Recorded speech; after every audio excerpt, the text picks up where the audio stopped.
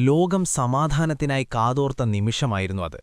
അമേരിക്കയും ഇറാനും തമ്മിലുള്ള വെടിനിർത്തൽ കരാർ ഒപ്പിട്ട് മണിക്കൂറുകൾ പോലും തികയുന്നതിനു മുമ്പാണ് ലെബനനിൽ ഇസ്രായേൽ മിസൈൽ മഴ പെയ്ച്ചത്.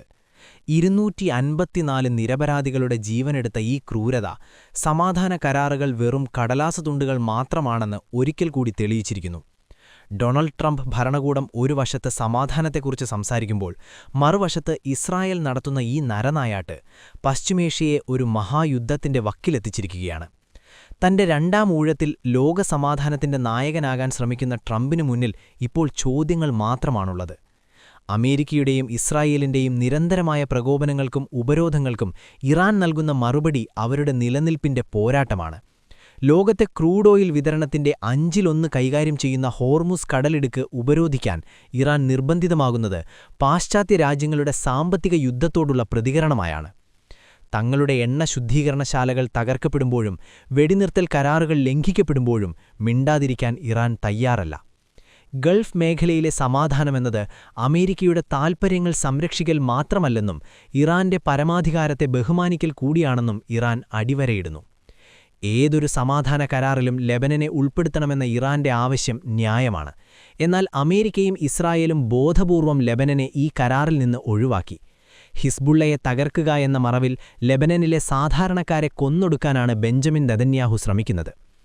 ട്രംപ് ഇതിനെ ഒരു പ്രത്യേക ഏറ്റുമുട്ടൽ എന്ന് ലഘൂകരിക്കുമ്പോൾ ഇസ്രായേൽ യഥാർത്ഥത്തിൽ ഇറാന്റെ സഖ്യശക്തികളെ ഓരോന്നായി ഇല്ലാതാക്കാനുള്ള ആസൂത്രിത നീക്കമാണ് നടത്തുന്നത്.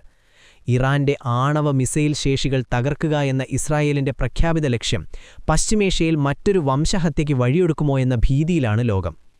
ഡൊണാൾഡ് ട്രംപിനു മുന്നിൽ ഇന്ന് 3 വഴികളാണുള്ളത്.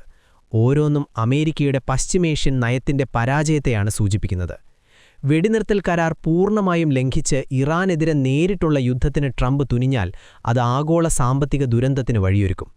അമേരിക്കയുടെ മിസൈൽ ശേഖരം ഉൽപ്പാദനത്തേക്കാൾ വേഗത്തിൽ തീർന്നുപോകുന്ന സാഹചര്യത്തിൽ മറ്റൊരു വലിയ യുദ്ധം താങ്ങാൻ അമേരിക്കയ്ക്ക് കഴിയില്ല.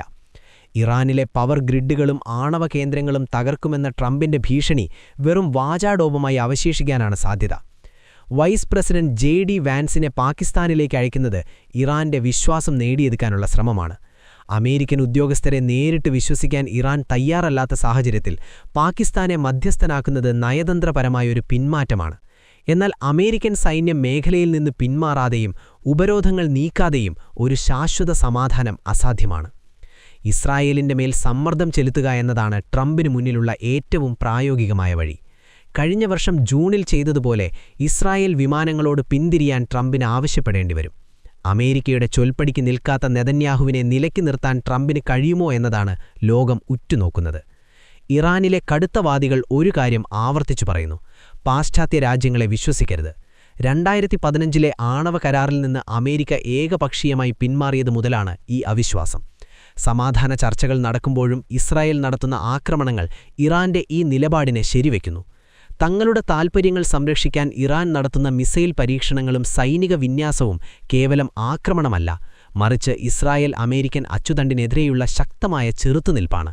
പശ്ചിമേഷ്യയിൽ ഇന്ന് നടക്കുന്നത് ജനാധിപത്യത്തിനും ഭീകരവാദത്തിനുമെതിരെയുള്ള പോരാട്ടമല്ല, മറിച്ച് ആധിപത്യം സ്ഥാപിക്കാനുള്ള പാശ്ചാത്യ രാജ്യങ്ങളുടെ ശ്രമവും അതിനെതിരെയുള്ള ഇറാന്റെ പതറാത്ത പ്രതിരോധവുമാണ്.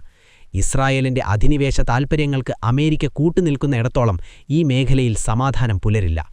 ട്രംപ് തന്റെ വാഗ്ദാനങ്ങൾ പാലിക്കാൻ തയ്യാറാവുകയും നെതന്യാഹുവിനെ കടിഞ്ഞാണിരുകയും ചെയ്താൽ മാത്രമേ മറ്റൊരു മഹായുദ്ധം ഒഴിവാക്കാൻ കഴിയൂ. ഇറാന്റെ പരമാധികാരത്തെ അംഗീകരിക്കാത്ത ഒരു കരാറും പശ്ചിമേഷ്യയിൽ ശാശ്വതമാകില്ല.